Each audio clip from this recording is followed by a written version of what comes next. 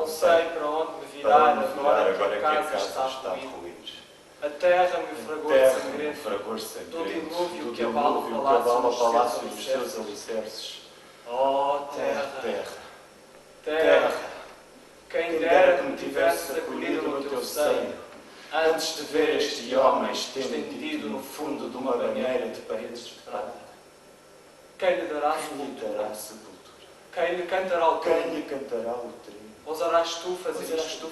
Chorar o teu marido depois de ter morto? E iniquamente estar a sua alma uma homenagem, que é uma irrição em troca dos seus grandes feitos? E quem, acompanhando com lágrimas o elogio fúnebre deste homem divino, fará isto com sinceridade de coração? Ultraje, responda ultraje, difícil a julgar. Quem rouba é roubado, quem mata recebe a sua paga. Enquanto Zeus se mantiver no seu trono, manter-se-á a lei de que o pecador tem de sofrer. Assim está superiormente determinado. Quem poderá afastar da casa sementes da maldição. A raça está soldada à desgraça.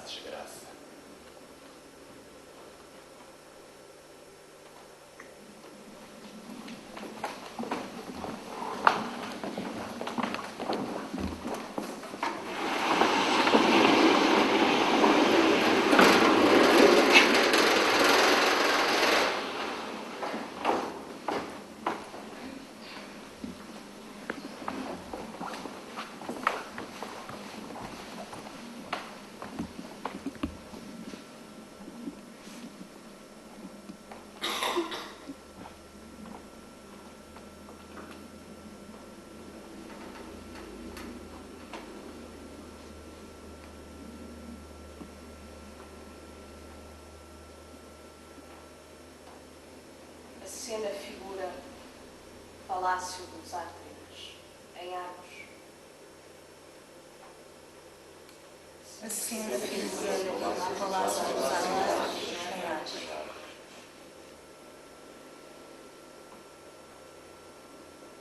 Estendido no telhado, o vigia espera o sinal de fogo, anunciador da queda de Troia.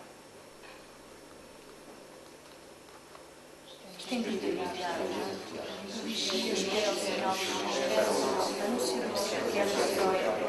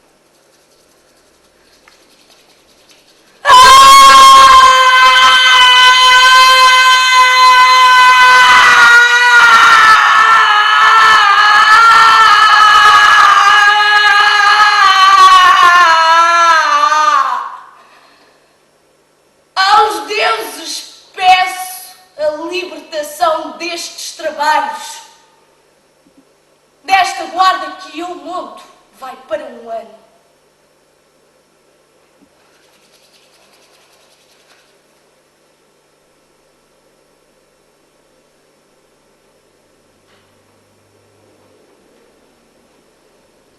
Agora aguardo o sinal do facho, esplendor do fogo, que trará de Troia a notícia da sua conquista.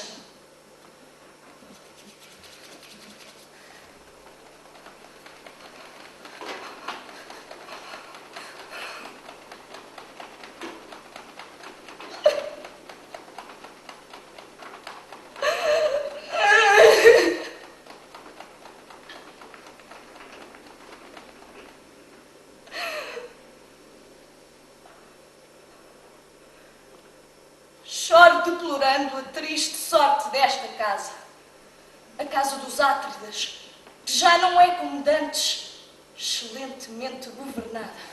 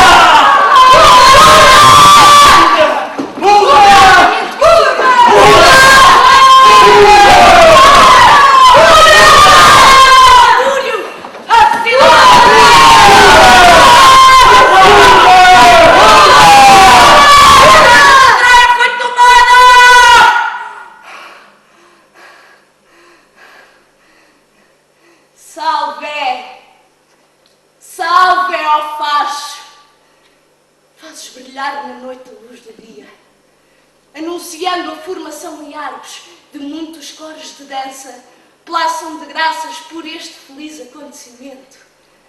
Urra! Urra! À mulher de Agamemnon, eu digo claramente que se levante do seu leito o mais depressa que puder, para erguer no palácio um grito de bom augúrio. A cidade de Troia foi tomada!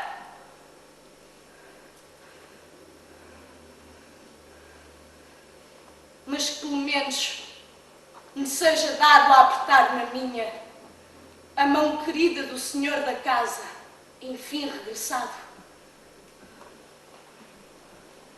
O resto, calo.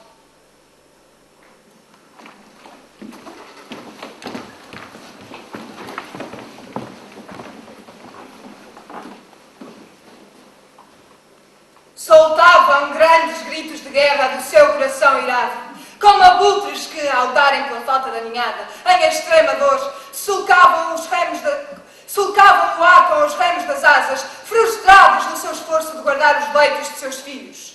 Mas alguém do alto, Apolo ou Pau, Zeus, ouvindo o grito agudo entre lamentos dos pássaros, envia aos culpados a Erínia vingadora. Lutas sem conta, tudo por causa de uma mulher que foi de muitos maridos. Mas as coisas neste momento são o que são, e hão de ter o fim que lhes está marcado pelo destino. Nem gemidos, nem libações, nem lágrimas aplacarão as iras inflexíveis das oferendas.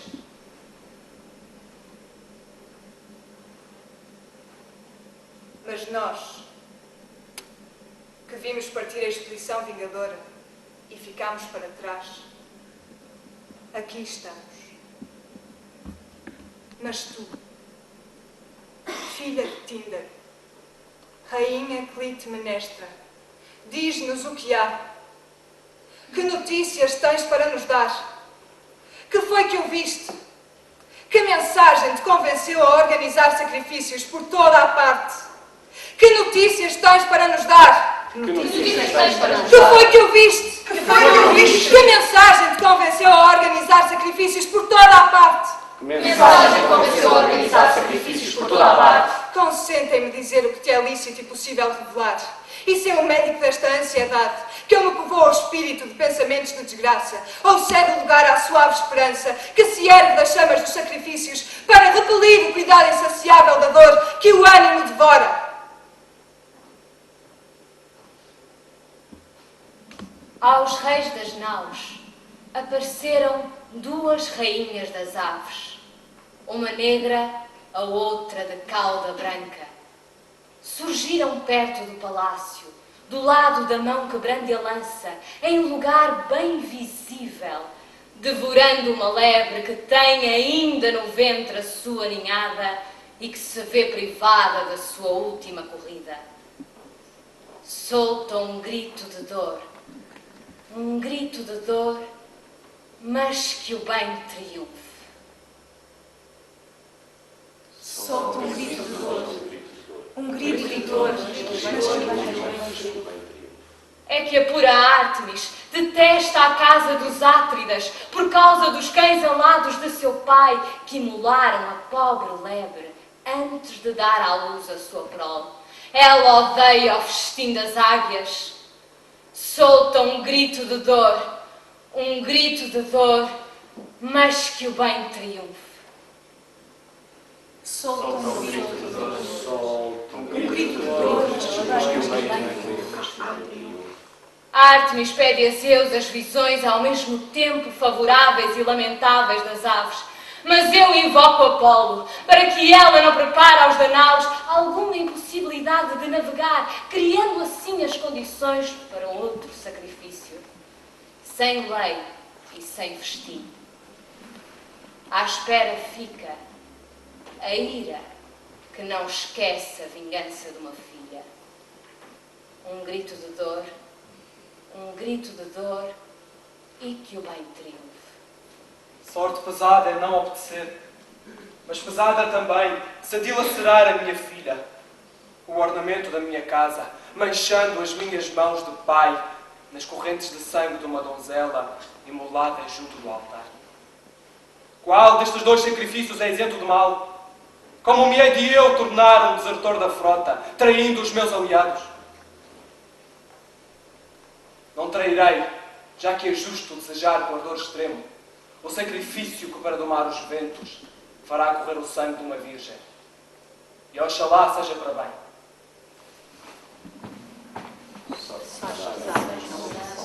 E foi assim que ele teve a coragem de sacrificar a sua filha como meio de promover uma guerra destinada a vingar o rapto de uma mulher. As suas preces, os seus gritos de pai, a sua idade virginal, nada contou para aqueles chefes amantes da guerra. Feita a oração aos deuses, o pai ordenou aos servos que, como uma cabra, a sustentassem com vigor sobre o altar e que a vigiassem, de modo a impedi-la de lançar sobre a casa uma voz de maldição. E tudo isto pela violência e pela força. Ela, deixando pender para o sol o seu vestido, despertava a piedade. O que se seguiu não vi, não posso dizê-lo. O futuro poderás conhecê-lo depois de acontecido. Entretanto, esquece-o. Ele virá claro na madrugada com os seus raios.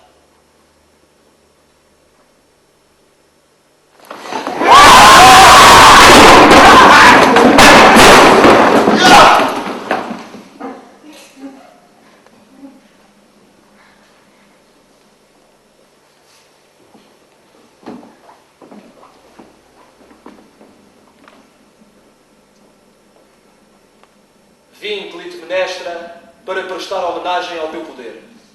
É justo honrar a esposa de um rei, quando o trono do esposo está deserto.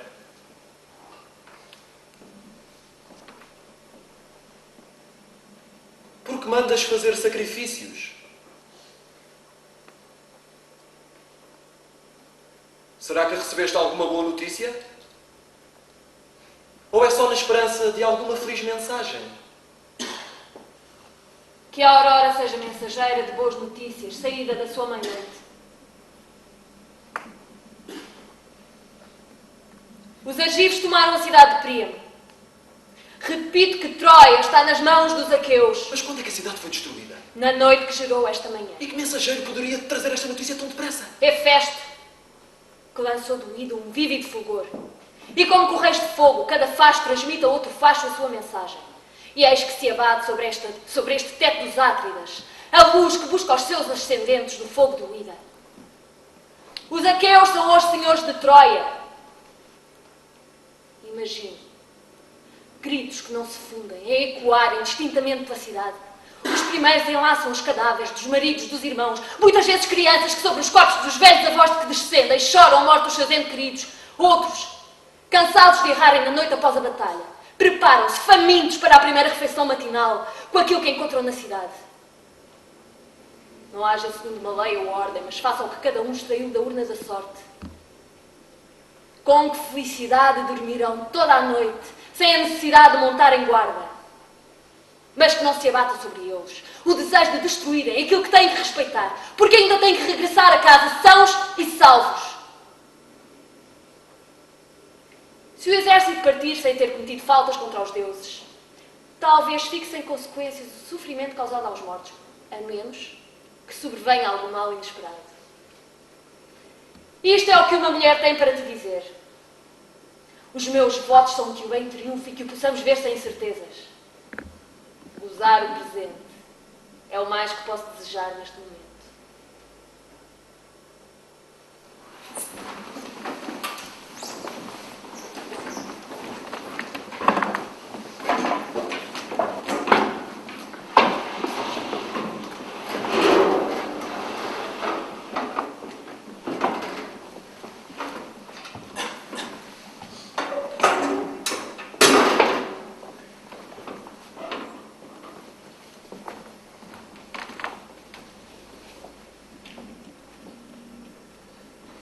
Ó Zeus, Rei, ó noite amiga, que nos alcançaste ao grande glória, ao lançar os galhos de Troia, uma rede de glória de perigo.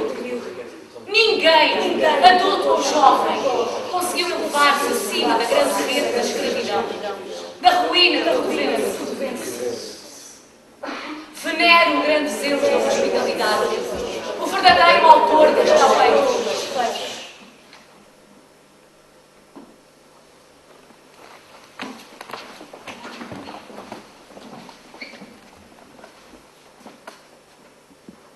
Podem os troianos falar do golpe de Zeus. É uma lógica conclusão. Zeus fez como decidiu. O castigo de atos que nunca deviam ser ousados abate-se muitas vezes sobre os descendentes, quando eles respiram orgulho desmesurado, com as suas casas a regurgitarem de riquezas excessivas. Que a posse dos bens seja inofensiva, na justa medida de bastar àquele a quem coube o bom senso. Pois não há salvação para o homem que, na embriaguez da riqueza, faz desaparecer a pontapés o grande altar da justiça. Páris, recebido na casa dos Átridas, desonrou a mesa hospitaleira com o rapto de uma esposa. E esta mulher, que deixou ao povo da sua cidade tumultos de escudos e lanças e armamentos navais, levou para Ílio, em vez de dote, a destruição, ao transpor rapidamente os seus portões, depois de ter ousado coisas que se não deviam ter ousado. E os profetas do palácio exclamavam entre muitos gemidos: ah, palácio, palácio de príncipes, há leito e lugares ocupados pela esposa quando ainda amava o marido. Agora há o silêncio de um homem abandonado, silêncio sem honra, sem crença, sem uma recriminação. A saudade da que foi para o outro lado do mar dá ao governo da casa um fantasma. A graça das formosas estátuas é odiosa ao esposo e a ausência de uns olhos faz desaparecer por completo todo o encanto do amor. E a visão de um rosto em lágrimas apresenta-se em sonhos, trazendo alegria vã. Pois é em vão que alguém julga ver a imagem da felicidade, se esta se lhe escoa por entre as mãos, não voltando a sulcar com asas os caminhos do sonho. Estas são as dores sofridas numa casa junto à lareira. Para não falar de outras dores ainda maiores. Mas, em geral, para os que partiram em conjunto da terra grega, é manifesto o luto suportado com estoicismo na casa de cada um. Muitos são os sofrimentos que oprimem os corações. Todos sabem aqueles que enviaram, mas em vez de homens são urnas e cinza que regressam ao lar. Ares, o cambista de cadáveres, que segura na balança o recontro das lanças. Envia de ílio produzido pelo fogo um pesado pó suscitador de lágrimas amargas. Urnas de cinza cómoda em que se transformaram homens. Choram-se os guerreiros, louvando-se este por ser perito no combate, aquele por ter caído nobremente na batalha assassina por causa de uma esposa alheia. Isto rosnam baixo as pessoas, e uma dor ressentida marcha secretamente contra os demandantes átridas. Outros, no esplendor intacto da sua beleza, ocupam junto à muralha túmulos da terra ilíaca e o solo hostil esconde os seus possuidores. Portador de boas novas, o fogo já espalhou pela cidade o seu célebre rumor. Mas quem sabe se o que sou é verdade? Ou não passa de uma mentira dos deuses? Quem é tão infantil ou privado de senso que se deixa inflamar pela súbita notícia de uma chama para depois voltar a sofrer com a mudança da história? Depressa saberemos se os sinais luminosos produzidos pelo fogo dos achotes incandescentes são verdadeiros. Ou se esta luz deliciosa veio enganar como um sonho do nosso espírito. Oh, Padre Solo da Terra Argiva! 10 anos se passaram após a minha partida e hoje chego, realizando uma de muitas esperanças desfeitas. Quem diria que viria a morrer nesta terra de armas?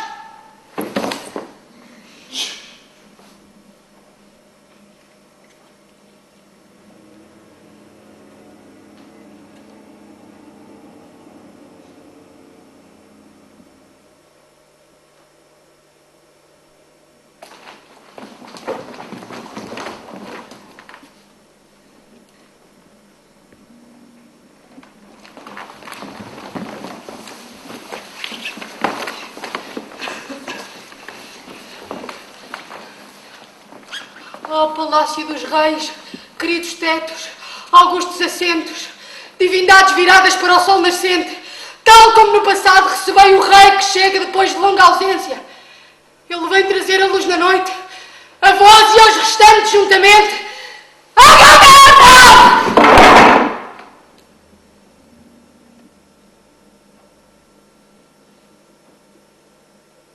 Acolhei-o bem, pois assim está certo. A ele que minou completamente a cidade de Troia, com a picareta de Zeus, administrador da justiça, trabalhando até ao fim o seu solo, arrasando os altares e os templos dos deuses, exterminando as sementes na terra. E depois de impor tal jugo a Troia, o nosso rei, primogênito de Atreu, vem como um homem feliz, o mais digno de ser honrado dos homens do nosso tempo. Nem Paris, nem a cidade com ele solidária no crime, podem gloriar-se de que a falta foi superior ao castigo. Condenado por rapto e roubo, ele não só teve de largar a sua presa, como ainda ceifou a casa de seus pais, inteiramente destruída com a própria terra. Os filhos de Príamo pagaram duplamente os seus próprios erros. Sou um homem feliz. Se os deuses desejarem agora a minha morte, não serei eu a dizer-lhes que não. Atormentava-te as saudades da pátria. Sim. Tanto que os meus olhos estão cheios de lágrimas de alegria. Tinhas, pois, contraído a mesma doce doença. Como dizes? Ensina-me o sentido das tuas palavras. Estavas feridos pelo desejo de rever os que sentiam a mesma saudade. Queres tu dizer que esta terra sentia saudades do exército, igualmente saudoso? Tantas, que muito gemia o meu ânimo fraco e escurecido. Mas de onde vinha esse triste e odioso cuidado pelo exército? Há muito que guardo o silêncio como remédio contra o mal. Como assim? Na ausência dos teus soberanos temias alguém? Tanto, que como há pouco disseste, morrer agora seria uma felicidade para mim. Para nós, sobreviventes do exército argivo, é o lucro que conta. Menor que o dele é o peso do sofrimento. Assim é justo que nós, voando nas asas da fama sobre o mar e a terra, nos gloriemos perante esta luz do sol. Depois da tomada de Troia, a expedição dos argivos em honra dos deuses venerados em toda a Hélade, pregaram nos seus templos estes despojos como um ornamento de antiga glória. É inevitável que ao ouvir isto todos louvem a cidade e os seus generais. E a graça de Zeus, realizadora destes feitos, será honrada. É tudo o que eu tinha para dizer.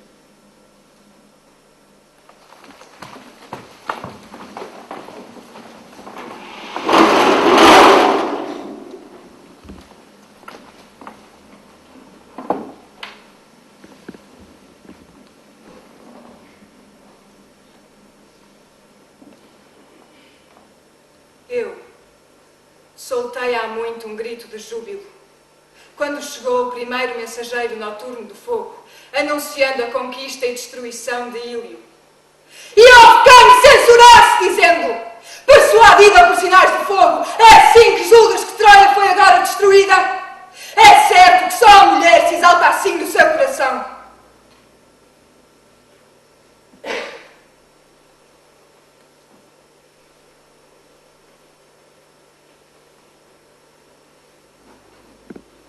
Tais palavras sugeriam que eu estava fora de mim.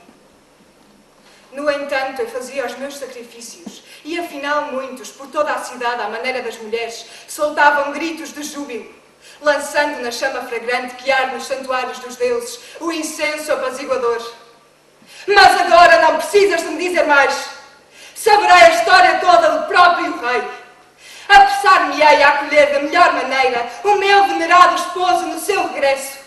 Pois para uma mulher, que luz pode ser mais agradável do que o dia em que ela abre as portas ao marido que regressa da guerra, salvo por um Deus?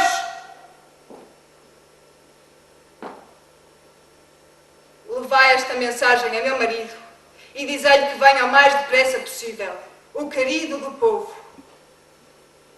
E que ao chegar, ele descubra que na sua casa se encontra uma esposa fiel, exatamente como a deixou, cão de guarda da casa, leal a ele e inimiga dos que lhe desejam mal.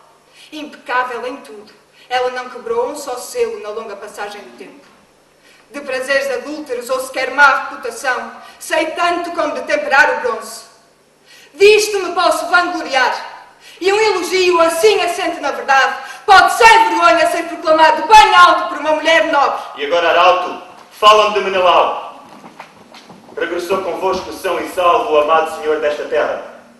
Se eu embelezar mentiras, os meus amigos não poderão colher delas frutos para longo tempo. Oxalá consigas dizer coisas verdadeiras que sejam felizes. É que o feliz e o verdadeiro, se estão separados, revelam logo essa separação. O homem desapareceu do exército aqueu. Ele e o seu barco. Esta é a verdade.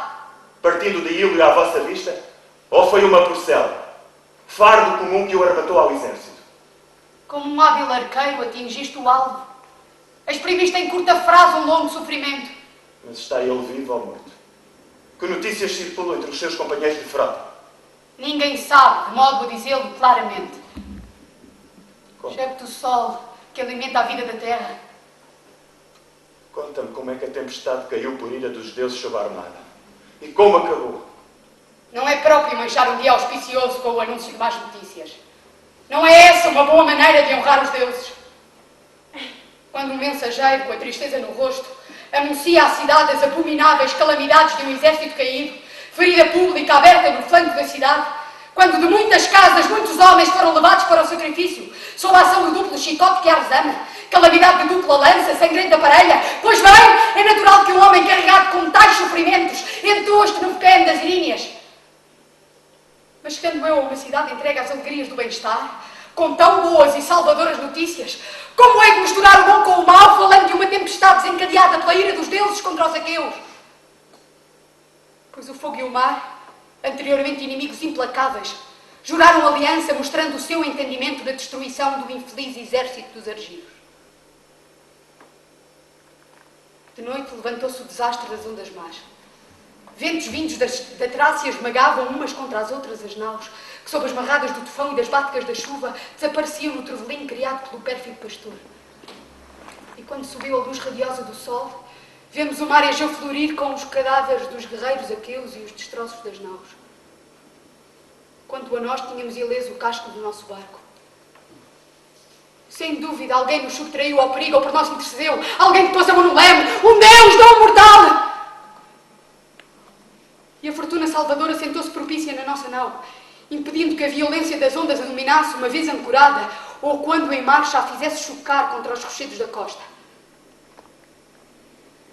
Tendo assim escapado ao Hades marinho, banhados, embora pelo dia claro e brilhante, mal confiávamos na nossa sorte, apacentando em pensamento o desastre inesperado que reduzira lamentavelmente a nossa armada à cinza dispersa. E agora, se alguns dos náufragos ainda respiram, falam de nós por certo como tendo morrido. Pela nossa parte, nós queremos que são eles que tiveram esta sorte. Oxalá tudo corra pelo melhor.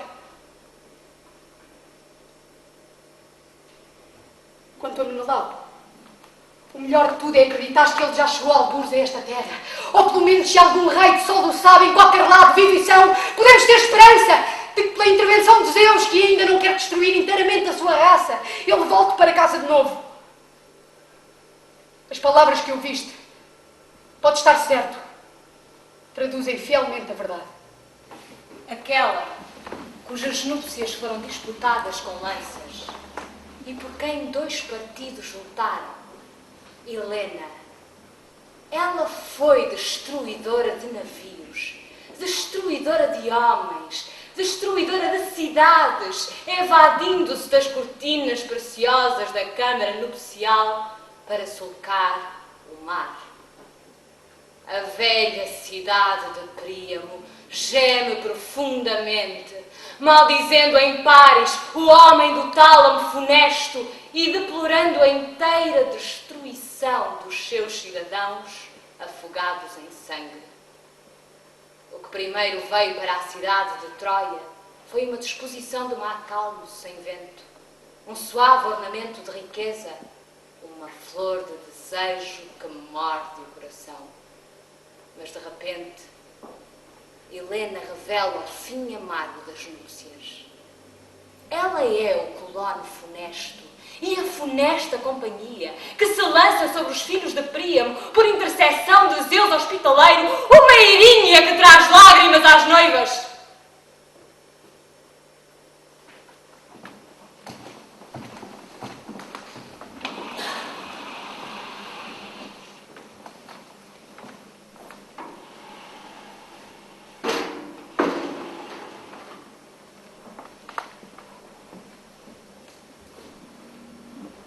Diz-me, ó rei destruidor de Troia, descendente de Atreu, como te hei de saudar. Como te prestarei homenagem sem ir além, nem ficar aquém do tratamento que te é devido. É que muitas pessoas apreciam mais o parecer do que o ser, ultrapassando assim os limites da justiça. Toda a gente está pronta a ecoar os lamentos de quem sofre, mas a mordedura da dor não atinge verdadeiramente o seu coração. Esses mesmos alegram-se com os felizes, assumindo idêntico aspecto, forçando os seus rostos a rir. Mas aquele que verdadeiramente conhece o seu rebanho não se ilude com aqueles que, aparentando um espírito leal, o adulam com uma amizade aguada. Pelo que me toca, quando por causa de Helena organizaste uma expedição, não te ocultarei. Tracei de ti em espírito um retrato pouco agradável de quem não governava bem o leme da razão, tentando pelo sacrifício da vida de homens recuperar uma mulher de audácias voluntárias. Mas agora é do fundo da alma e com amizade que felicito aqueles que fizeram bem o seu trabalho. Entretanto, se te quiseres vir a informar, virás com o tempo a saber quais foram aqueles que na pátria, durante a tua ausência, observaram ou não a justiça.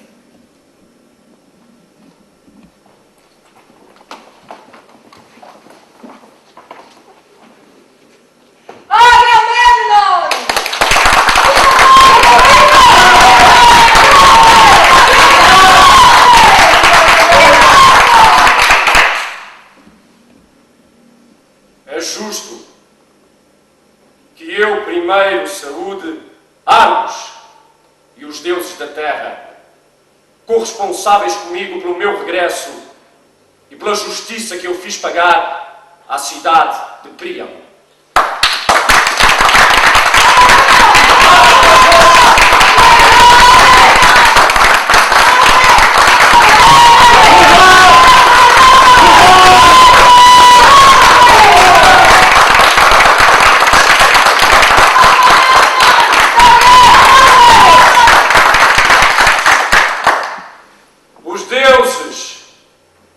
Não hesitaram em depositar na urna sangrenta o voto da morte dos guerreiros e da destruição de Ílio. Enquanto que na urna contrária apenas a esperança da mão se aproximou, deixando-a vazia. O fumo é tudo o que resta da cidade conquistada. As procelas da ruína ainda estão vivas. E a cinza, movendo com a cidade, despede ainda sopros pesados de riqueza. Por tudo isto, temos de pagar aos deuses uma dívida sempre viva de gratidão, visto que conseguimos punir um rapto insolente e por uma mulher reduzimos a pó uma cidade. Nós, a fera argiva, a prole do cavalo, o povo portador de escudo que formou o salto ao pôr das Pleiades e transpondo num ímpeto a muralha, o leão voraz lambeu até ficar farto o sangue real.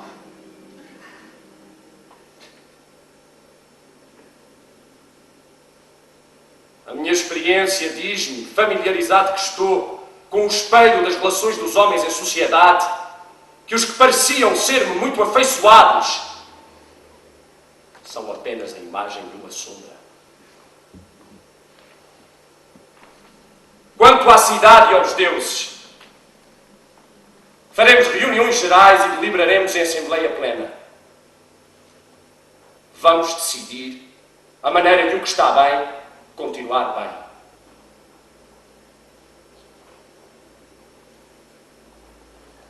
E pelo contrário, em tudo o que precisar de remédios que curem, queimando ou ocultando judiciosamente, tentaremos afastar o mal da doença.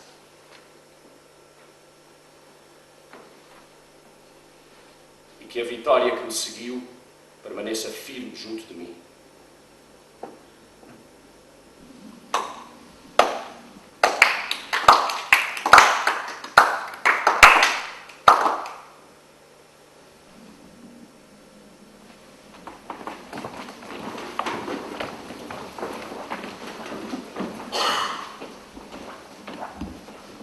Homens desta cidade, venerandos anciãos de Argos aqui presentes, não me envergonho de vos falar dos meus sentimentos de amor por meu marido.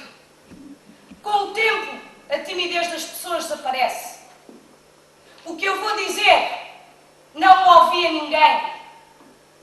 É a minha própria experiência de vida infeliz todo o tempo que ele esteve diante de Ílio. Primeiramente, é um mal terrível estar uma mulher sentada em casa, sozinha, sem marido, ouvindo muitas notícias que só servem para provocar a ira. Entretanto, vêm mensageiros com notícias sempre piores que as anteriores e a casa enche-se de gritos. E se este homem tivesse recebido tantas feridas como rumores chegavam ao palácio, semelhantes à água por condutas, ele teria mais furos no seu corpo do que uma rede. Com tais notícias desesperadoras, muitas vezes suspendi de um laço no meu pescoço, e foram outras mãos que não as minhas que à força me soltaram. Por tudo isto, não está aqui como devia ao meu lado o teu filho, Orestes, e isto não tem de surpreender. Confiei-o aos cuidados do nosso amigo e aliado Estrófilo da Fócida, que me alertava para desastres de dois tipos: o perigo da tua morte diante de Ílio e o derrubo do conselho, uma vez sem chefe, levado a cabo por uma revolta popular. É que o natural homem é pisar quem já está caído. Entretanto, secaram as fontes impetuosas das minhas lágrimas. Delas não resta uma gota. E as longas vigílias causaram danos aos meus olhos, ocupados a chorar a ausência das notícias a teu respeito, pelos sinais de fogo, sempre adiados. Agora, depois de eu ter sofrido tanto, e com a alma livre de angústias, eu quero dizer que este homem é o cão de guarda dos nossos estábulos, o cabo salvador da nau, o pilar seguro do alto telhado, o filho único de um pai. E que a inveja esteja bem longe, pois já foram bastantes os males que sofremos. se abra direito um caminho coberto de púrpura, para que a justiça o conduza à casa onde ele não esperava entrar.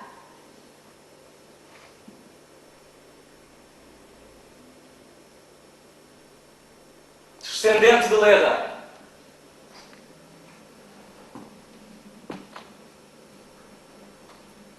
guarda desta casa, as tuas palavras estiveram em proporção com a minha ausência.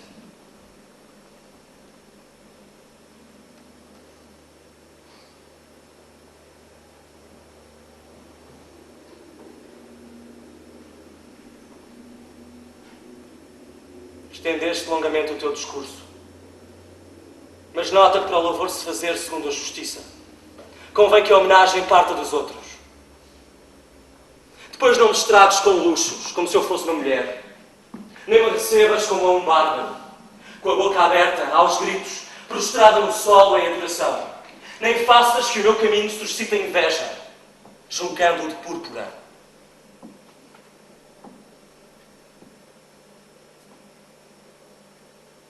Os deuses é que devem ser honrados desta maneira. Eu, mortal que sou, não posso caminhar sem medo sobre estas belezas bordadas.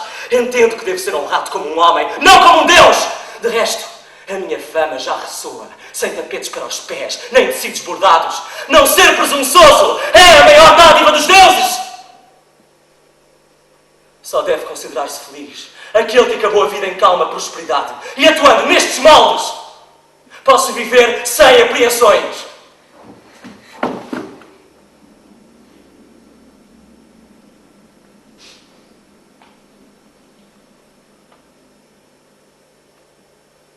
Mas diz-me uma coisa, sinceramente.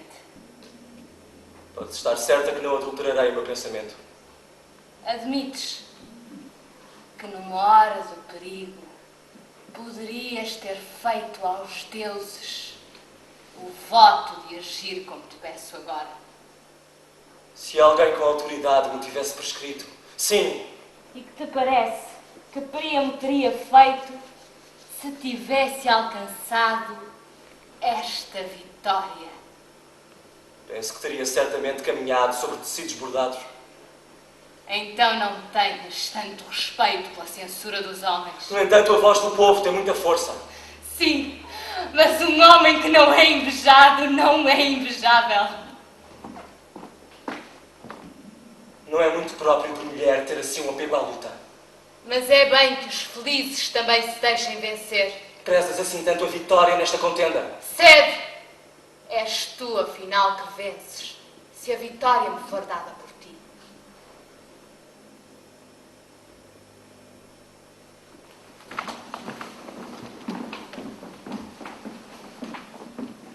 Seja, se é essa a tua vontade, que alguém me desate rapidamente as sandálias, escravas adaptadas ao meu pé. E quando eu pisar estes tecidos de púrpura destinados aos deuses, que nenhum olhar de inveja me fira.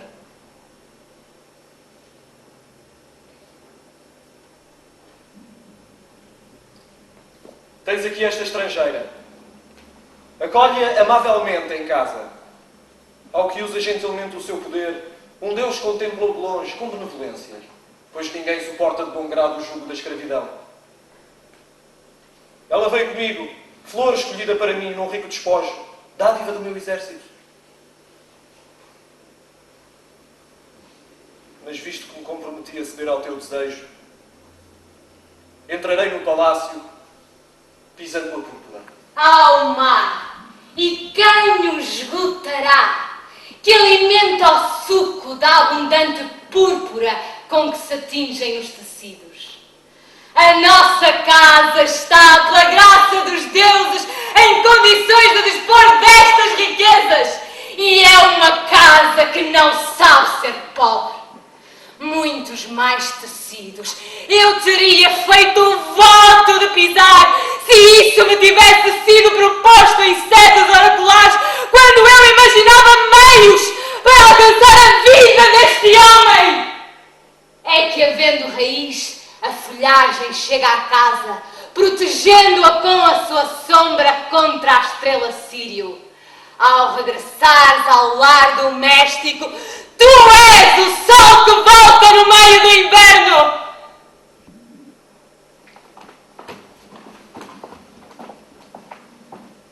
Zeus! Oh Zeus! Realiza a minha prece! Oxalá não descures o que intentas realizar! O tempo envelheceu desde que a recolha das amarras levantou no ar a areia. No dia em que a expedição naval se lançou para ele. Agora é com os meus próprios olhos que eu sei do seu regresso. Eu mesmo sou testemunha, e no entanto as minhas entranhas não me dizem coisas vãs. O meu coração que gira e redemoinha junto do meu espírito habitado pela justiça anuncia uma realidade. Mas oxalá as minhas expectativas não passem de mentira, sem hipótese de concretização.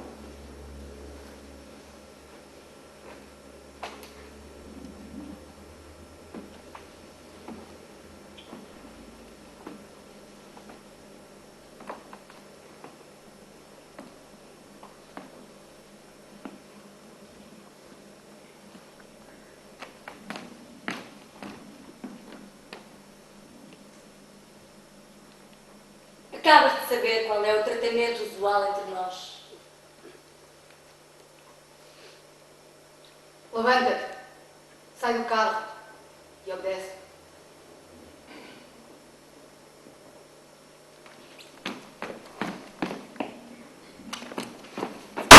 É contigo que estou a falar, Cassandra! E não te mostres soberba!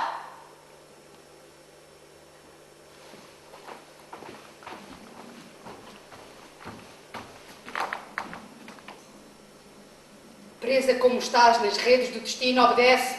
Se tencionas obedecer. Mas talvez tu queiras desobedecer.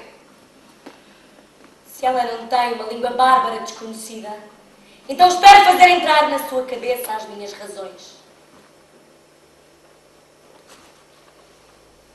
Não tenho vagar para estar a perder tempo. As ovelhas já estão perante o altar central, prontas para a imolação pelo fogo. Mas se não compreendes as minhas palavras, por falta de conhecimento da nossa língua, então explica-te por gestos em vez de voz.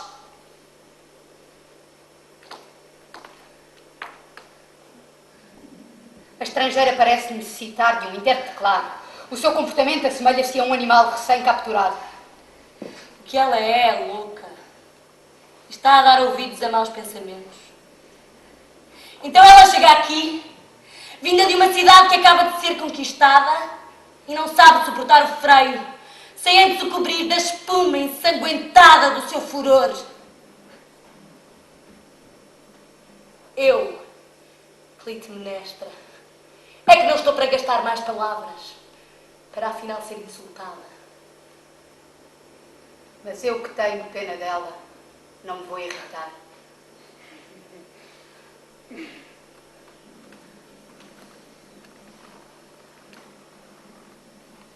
Vai, infeliz, e experimenta o novo jugo que a necessidade te impõe. Apolo, Senhor dos caminhos, para onde é que tu me trouxeste? Para que casa? Sim, uma casa que eu dei aos deuses.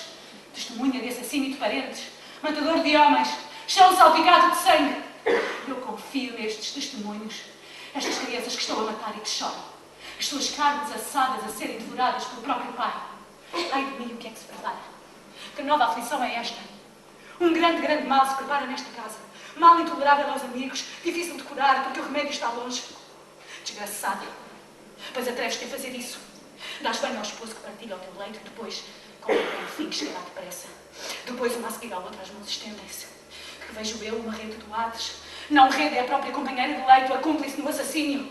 Que o espírito da discórdia, que se encarniça insaciável contra a raça, erga o seu grito de júbilo contra o sacrifício digno de lapidação. Vejam, afastem o touro da vaca. Depois de o envolver nas suas vestes, ela fere com a arma insidiosa dos negros chifres e ele cai sobre a banheira cheia de água. Estou a falar-te do que acontece na banheira que mata a traição. Ai de mim, triste destino. Agora é o meu próprio sofrimento que eu grito. Para que é que me trouxeste para aqui, a mim, feliz? Sim, para quê? Para quê, senão para morrer também? Destino. O destino. A mim me espera a sorte de ser fendida por uma arma de 2 gumes. As núpcias. As núpcias de Paris. As núpcias de Paris que destruíram todos os seus. Ó escamando o rio da minha pátria, à tua beira havia eu crescido e me criaste, mas agora é junto ao Cocito e nas margens escarpadas do Aqueronte que muito em breve eu cantarei as minhas profecias. Sacrifícios realizados por meu pai, diante das muralhas em que prodigamente simularam rebanhos que pastam erva. E tudo isto de nada impediu para impedir que a cidade se visse na situação em que está. Quanto a mim, em breve derramarei no solo a corrente quente do meu sangue. O meu oráculo já não olhará através de véus como uma donzela recém-casada. Penso que se lançará brilhante como o vento ao nascer do sol, erguendo para a luz a vaga de um sofrimento muito maior. Deixarei de instruir-vos por enigmas. Sede testemunhas de que há muito sigo farejando a pista de crimes outrora cometidos. É que desta casa jamais se afasta um coro que canta em uníssono, mas sem melodia, pois desagradáveis são as suas palavras. É um grupo de alegres foliões que, para usar mais, ingeriu sangue humano e se mantém em casa, difícil de desalojar, o grupo das iríneas criadas nesta raça. Unidas ao palácio, elas fazem ressoar o seu canto, canto da cegueira de espírito que começou tudo, e uma após outra exprimem a sua aversão ao crime cometido contra o leito fraternal, a sua hostilidade àquele que o calcou. Errei ou atingi o alvo como um arqueiro? Ou não sou mais que um falso profeta, um tagarela que bate às portas? Testemunhei sob juramento que ninguém me falou de pecados antigos desta casa. Foi o profeta Apolo que me deu esse poder. Ele lutou para me conquistar, concentrando poderosamente todo o seu afeto sobre mim. Depois de lhe dar o meu consentimento, enganei-o. E ninguém mais acreditou em mim depois de que cometi esta falta. Vedes estes jovens sentados junto da casa, semelhantes às formas dos sonhos. Crianças mortas, naturalmente por familiares, com as mãos cheias de carnes, alimento fornecido pelo seu próprio corpo. E nota-se claramente que seguram as vísceras, os próprios intestinos, carga miseranda de que o pai provou. Afirmo que um leão cobarde, caseiro que se refocila no leito, maquina, ai de mim, a vingança contra o meu recém-chegado senhor. Sim, já que me é forçoso suportar o jugo da escravidão.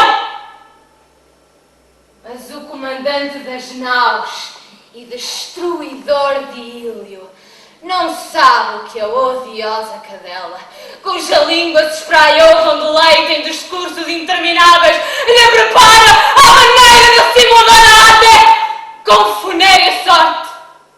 Ver até onde chega a sua audácia, fêmea assassina do macho. Ela é. Que nome de monstro odioso lhe hei de com justeza aplicar? Uma anfisbena, outra Sila que habita nos rochedos e é o flagelo dos navegantes, ou mãe furiosa saída do Hades que respira uma guerra sem tréguas contra os seus. Como ela ergueu um grito de triunfo, como um guerreiro a quem a vitória sorri no meio de uma batalha. No entanto, finge alegrar-se com o regresso salvador. Pouco importa se vos persuado ou não. A questão é esta: o que estiver para vir, chegará. E tu, que estarás presente muito em breve, lamentando, reconhecerás em mim uma profetisa demasiado verdadeira. Quando aludiste ao vestir de ti estes com as carnes dos filhos, compreendi e fiquei a tremer e o terror me domina ao ouvir a verdade inteira e sem disfarces. Quanto às outras coisas, corro atrás delas, mas perdidos o rastro. Afirmo que verás a morte de Agamemnon. Cala-te a boca para ela pronunciar palavras de bom augúrio. Não é Apolo que preside as minhas palavras. Não se elas concretizarem, mas oxalá isso não aconteça. Tu vais fazendo votos, mas eles encarregam-se de matar. Qual é o homem que está a preparar esta coisa lamentável? Não há dúvida que perdeste inteiramente o rastro dos meus oráculos. De facto, não vejo os meios de que poderá servir-se o autor do crime. E, no entanto, eu sei falar bastante bem a língua helénica. Também são em grego os oráculos, e nem por isso são mais fáceis de entender.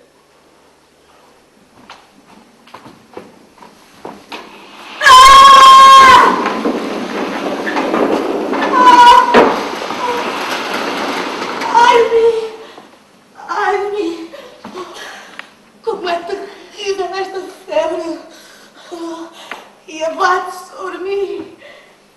Ai-me!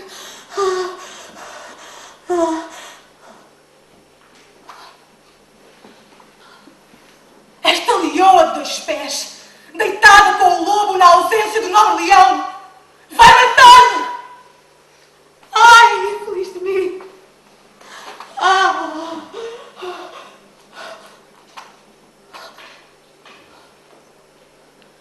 Enquanto afia a espada contra o homem, ela jacta-se que há de cobrar a minha morte em troca de ter sido trazida para aqui.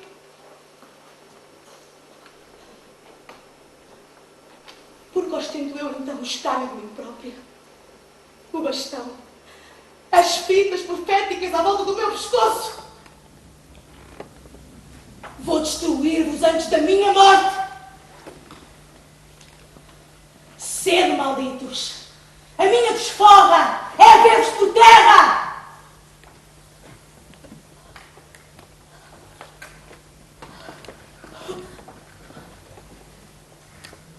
Olhai. É Apolo que me despoja da veste profética. Depois de me ver sob este ornamento, ser objeto da troça mais terrível por parte dos amigos. Afinal, meus inimigos, que unanimemente se voltaram contra mim, em vão, como uma pobre, suportei que me chamassem desgraçada, morta de fome. E agora, o profeta, acabando com o meu trabalho de profetisa, entrega-me um destino de morte, em que, em vez de pátrio altar, um cepo me espera, banhado no quente sacrifício do meu sangue. Mas não hei de morrer sem ser vingada pelos deuses! Alguém virá que punirá a minha morte. Filho destinado a matar a mãe, vingador do pai, exilado, errante, estrangeiro na sua terra, ele voltará para pôr a última pedra da desgraça dos seus. Pois foi feito o grande juramento por parte dos deuses que o corpo do seu pai, deitado de costas, o trará de volta.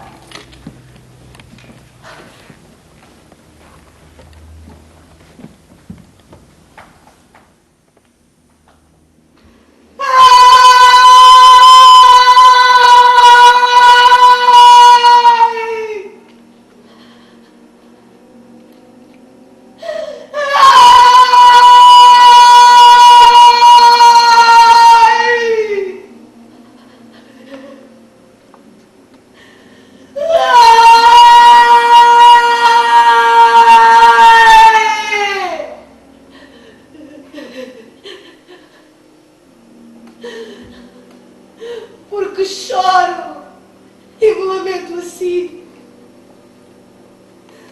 Depois de ver a cidade de Troia ter a sorte que teve e aqueles que a tomaram acabarem assim por decisão dos deuses, direi e suportarei a minha morte.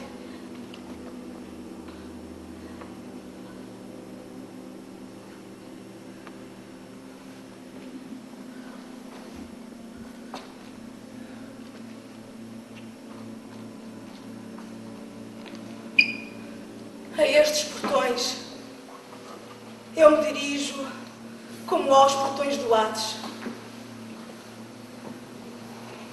E o meu único voto é receber um golpe bem dado, de modo a fechar os meus olhos, sem convulsões, jorrando o sangue de uma doce morte. Fizeste um longo discurso, mas se é verdade que conheces a sorte que te espera porque avanças corajosamente para o altar.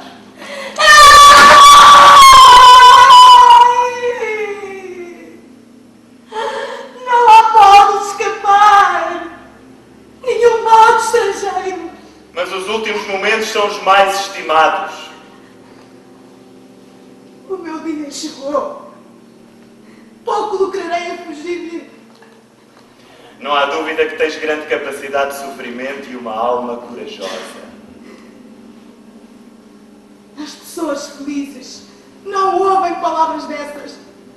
Mas morrer com a graça de Deus é uma bênção dos céus para os mortais. Ai de ti,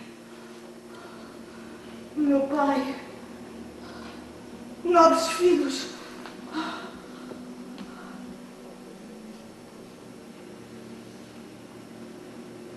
A casa emana um odor de assassínio que goteja sangue. É um odor semelhante ao de um túmulo.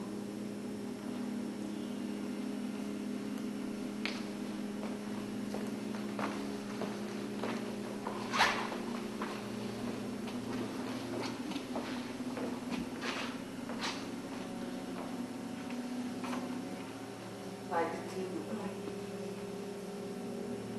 Os teus nobres filhos. A casa exala um odor de assassínio que goteja sangue.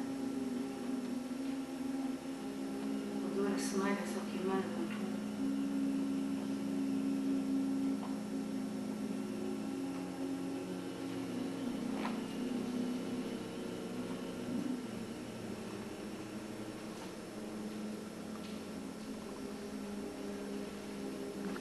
Seja. Irei chorar dentro de casa o meu destino e o de Agamemnon. Basta de viver. Estrangeiros, eu não estou a lamentar-me por medo. Mas para me serdes testemunhas depois de tudo isto, após a minha morte. Quando uma mulher morrer em vez da mulher que eu sou, e um homem cair em vez de um homem a quem coube uma má esposa, este favor vos peço como uma hóspede que está para morrer. É só ao sol frente à sua última luz que os meus odiados assassinos paguem aos meus vingadores não apenas a morte do meu senhor, mas a minha própria morte de escrava, que foi presa fácil. Ó condição humana, a felicidade de uma simples sombra basta para alterar. Quando se é infeliz, a esponja úmida destrói de um golpe a pintura.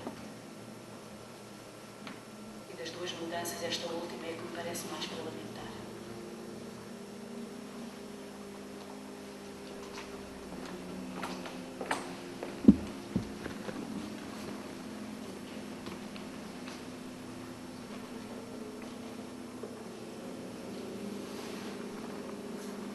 Os mortais são insaciáveis de prosperidade. Dos palácios que se apontam a dedo, ninguém a afasta recusando-a com estas palavras: não podes entrar. Também a este homem concederam os bem-aventurados tomar a cidade de Príamo, e ei-lo que regressa à casa, honrado pelos deuses. Mas se ele tiver que pagar o sangue anteriormente derramado, e morrendo, vingar com outras mortes os que morreram, quem, ouvindo isto, poderá vangloriar-se de ter nascido com um destino inacessível ao mal?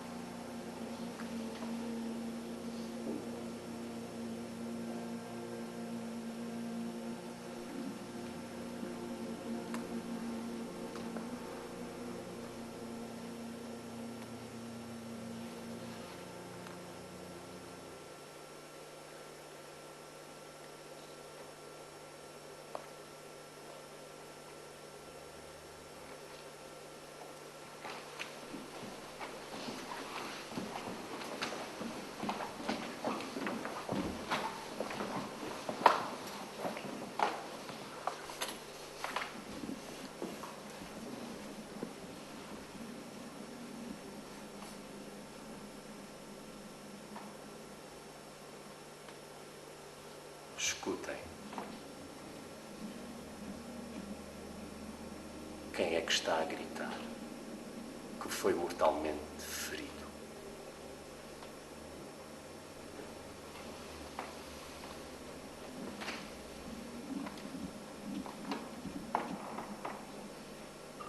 Ouve-se a voz dentro do palácio de Agamemnon. Ai de mim, deram-me um golpe mortal. Ai de mim, que me deram outro golpe.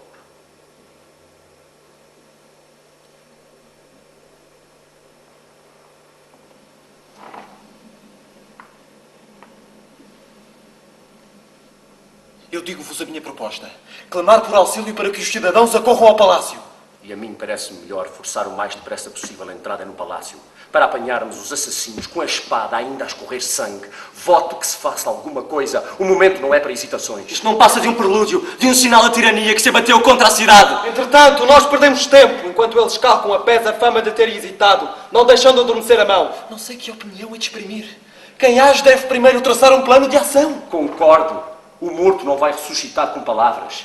Será que na tentativa de prolongar a nossa vida vamos ceder aos novos senhores que desonram o palácio? Não! Isso não se pode suportar. Mais vale morrer. A morte é um destino mais doce que a tirania. Mas só com base nos gemidos vamos profetizar que o nosso rei morreu. Só depois de apurados os factos podemos decidir sobre este assunto.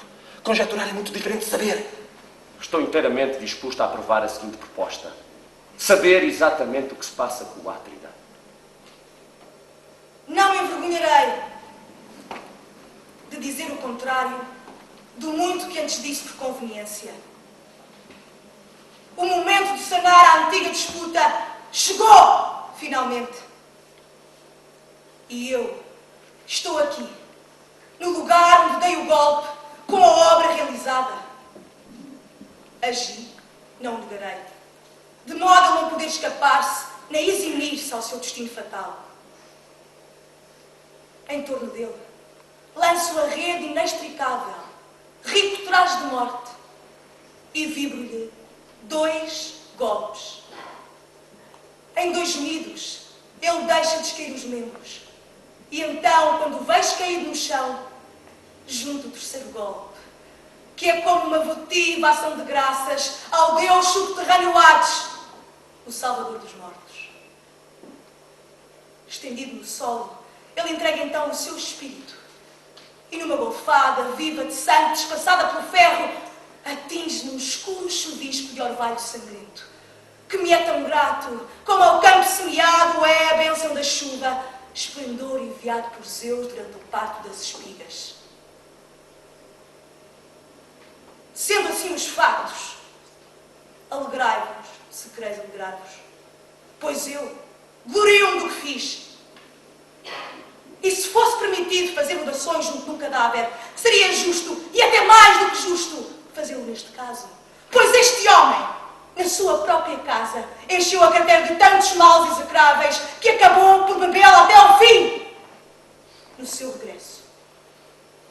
Admiramos a tua língua, a audácia das tuas palavras, com que te jactas em relação a teu marido. Estás a experimentar-me como se eu fosse uma mulher insensata. Mas falo-vos com um coração que, como sabeis, não conhece o meu. Aliás, vivo de vós, louvores ou censuras, deixa-me indiferente. Este é Agamemnon, meu marido. Agora cadáver por obra da minha mão direita, justa artífice. E a tu, mulher, que alimento maldito criado pela terra, ou que beberagem proveniente do mar, sempre em movimento, tu ingeriste para usar tais sacrifícios, atraindo assim as maldições populares. Tu lançaste fora, tu cortaste, e por isso serás banida da cidade, objeto do ódio potente dos cidadãos. Hoje, votas-me ao ódio, ao exílio e às maldições populares. Mas não tomaste tu nenhuma atitude quando este homem, despreocupado, sacrificou a sua própria filha, a dor mais cara das minhas entranhas, para encantar os juventude da Trácia! Não deveria ter sido ele banido como castigo dos seus crimes. Mas não. Ao tomar conhecimento dos meus atos, tu arvoras-te em severo juiz. Digo-te, porém, que ao fazeres essas ameaças, tenhas bem presente que eu estou preparada para tudo. Ou para ser domada por quem me vença pela força, ou se um Deus ordenar o contrário, a ensinar, embora tarde, a ser prudente.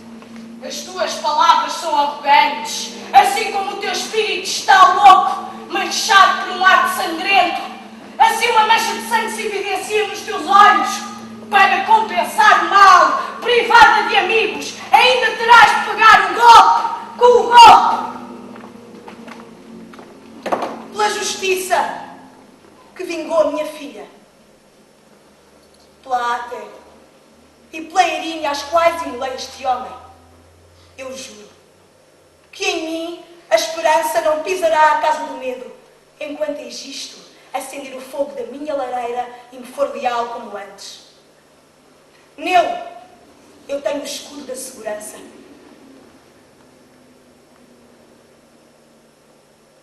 Ei por terra, o homem que me ultrajou, que fez as delícias das criseidas junto ao Ílio. E a seu lado jaz a escrava observadora de provísios, a profetisa sua companheira de leito, a concubina que com ele gastou as naus. Ele jaz como vezes. E ela, depois de entoar como um cisne o seu último lamento de morte, está amorosamente estendida junto dele. Ao trazê-la, ele só vai juntar um condimento aos meus prazeres amorosos.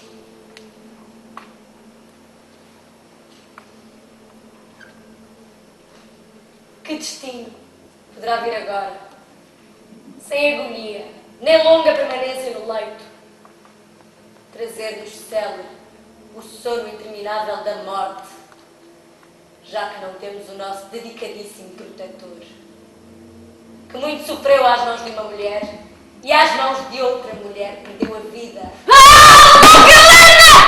Tu que sozinha destruíste muitas, tantas vidas junto da muralha de Troia!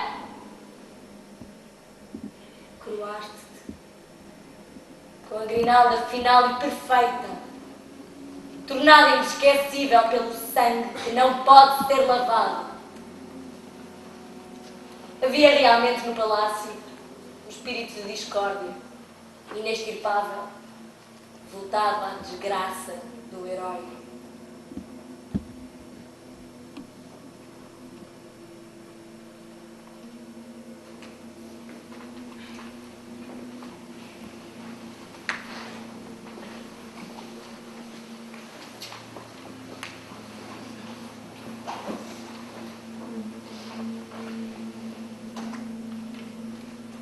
Não peças um destino de morte, só porque estes factos te oprimem. Nem voltes a tua ira contra Helena, porque destruidora de homens, ela sozinha causou a ruína de muitos guerreiros gregos, abrindo uma ferida insanável. Timon, que te abortes sobre este palácio e sobre os dois descendentes de Tântalo, e através de mulheres de alma igual, exerces um poder que me rasga o coração. Pousado sobre o cadáver como um corvo odioso, ele jata-se de cantar sem melodia um canto. De facto é ele, Daimon, que alimenta nas nossas entranhas o desejo de beber sangue, e antes de cessar a velha amor, novo acesso se abre. O teu louvor dirige-se por certo a um potente Daimon, devastador da casa, senhor de pesada ira, um triste louvor, insaciável de sorte funesta. E tudo isto pela vontade de Zeus, que é a causa de tudo e o executor de tudo. Pois que é que no mundo se realiza sem Zeus? Quais destes acontecimentos não foram ordenados pelos deuses? Ah, meu rei, Meu rei, como te hei de chorar?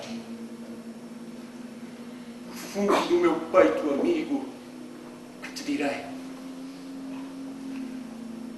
Jazes nesta teia de aranha, exalando a vida numa morte ímpia.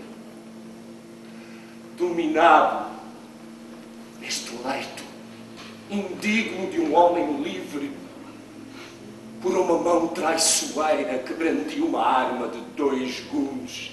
Afirmas convicto que esta obra é minha, imaginando assim que eu sou a esposa de Agamemnon. Na realidade, é o antigo, áspero, gênio vingador do crime de Atreu, o cruel anfitrião que se mostra sobre os traços da mulher deste morto, sacrificando esta vítima adulta em pagamento do assassínio das crianças. Que tu és inocente deste crime, quem o atestará? Como?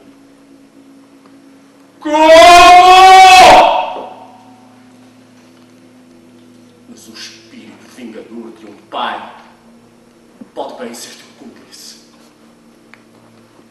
Violentamente o negares faz brotar frescas correntes de sangue familiar que oferecerá ao sangue coalhado das crianças devoradas.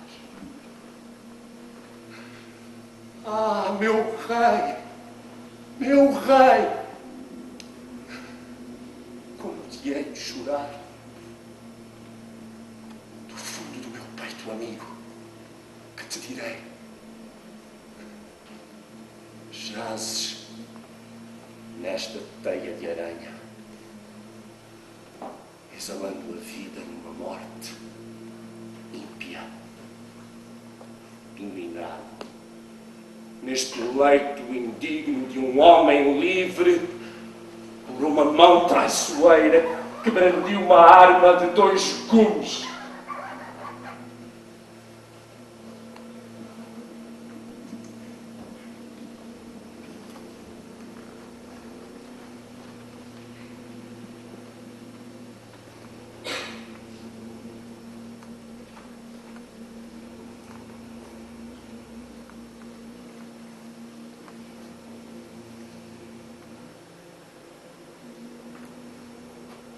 Não creio que se possa considerar indigna a morte deste homem.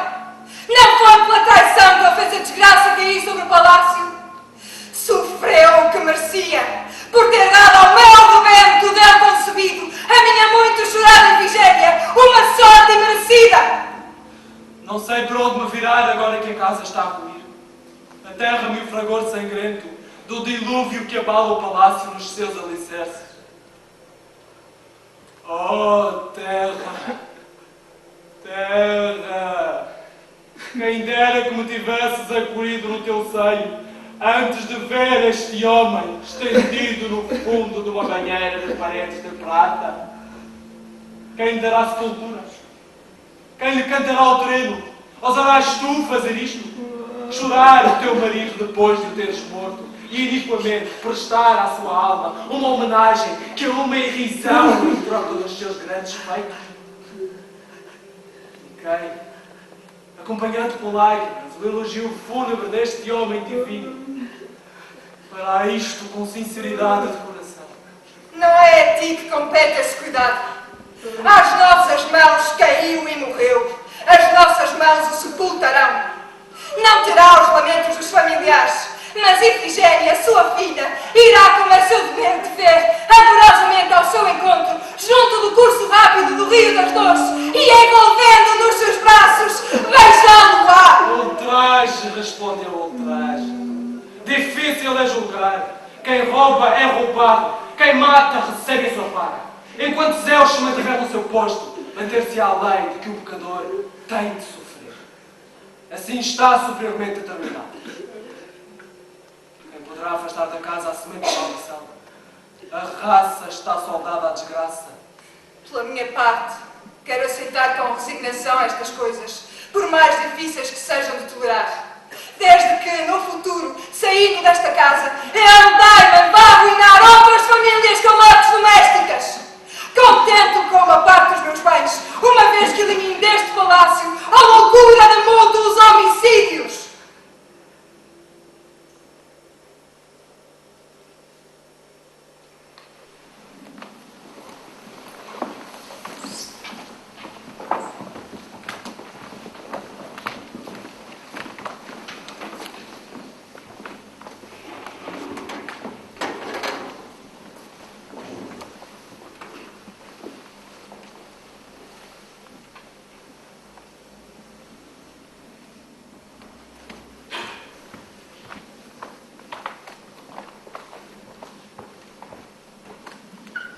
facto, o pai deste homem, Atreu, governava esta terra. E vendo-se desafiado no seu poder, expulsou da cidade e da casa Tiestes, o meu pai, para ser mais preciso, e irmão dele. E o infeliz Tiestes, regressando ao lar como suplicante, teve a sorte de não morrer imediatamente, ensanguentando ali mesmo o solo pátrio. Mas sob a capa de presente de hospitalidade, o pai ímpio desse homem Atreu com mais gelo do que afeto, fingindo celebrar alegremente um dia de sacrifício, serviu ao meu pai um banquete com a carne dos seus próprios filhos. Fez-lhes em pedaços os pés e as extremidades das mãos.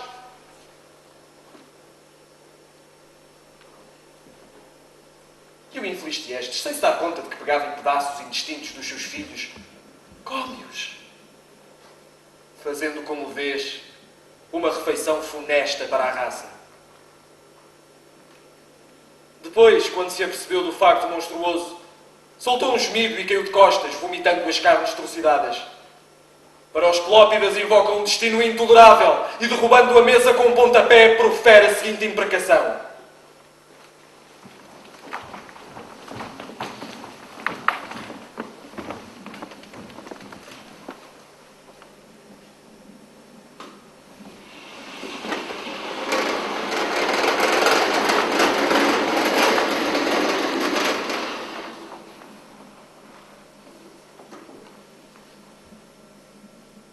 assim pereça toda a raça de Plístenes. O infeliz Tiestes, sem se dar conta de que pegava em pedaços indistintos dos seus filhos, come-os, fazendo, como vês, uma refeição funesta para a raça. Para os Pelópidas invoca um destino intolerável e, derrubando a mesa com um pontapé, profere a seguinte imprecação: assim pereça toda a raça de Plístenes.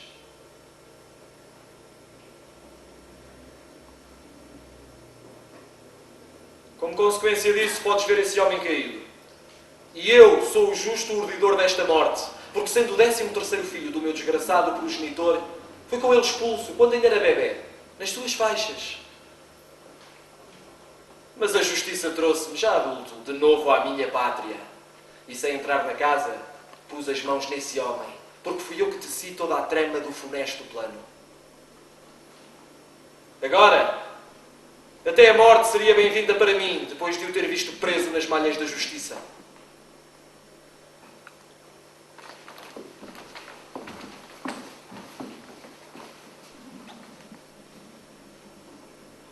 Egisto, não aprovo insolência no crime.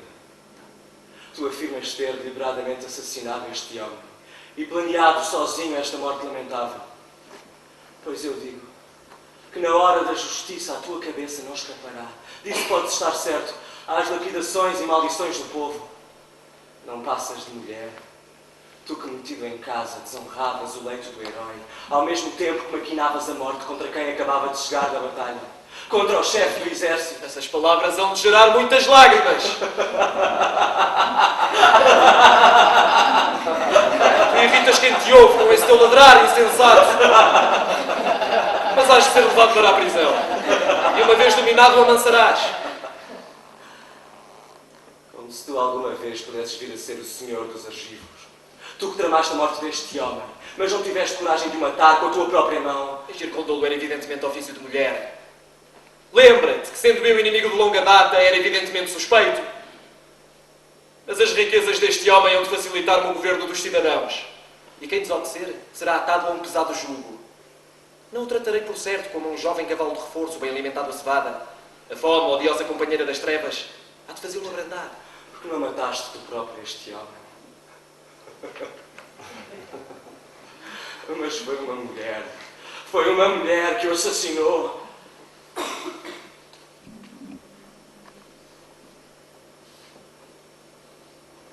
Não estará Orestes alguns vivo para regressar aqui com sorte propícia e dar a ambos a morte com o seu braço triunfante? Está bem. Uma vez que pareces resolvido a falar e a atuar dessa maneira, vais aprender imediatamente. Bem, acordas, amigos! Temos trabalho à vossa frente! as suas armas. Também eu empunho a minha espada e estou pronto para morrer. Falas da tua morte e aceitamos a perspectiva. Esta previsão sorri-nos. Não.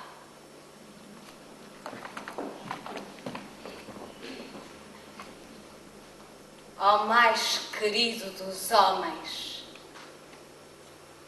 não façamos mais desgraças. Já o que passou é muito para colher-se ar infeliz.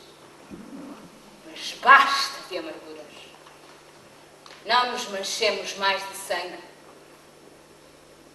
Ide para a vossa casa, antes que a ação vos traga sofrimento. Devemos aceitar o que está feito, como está feito.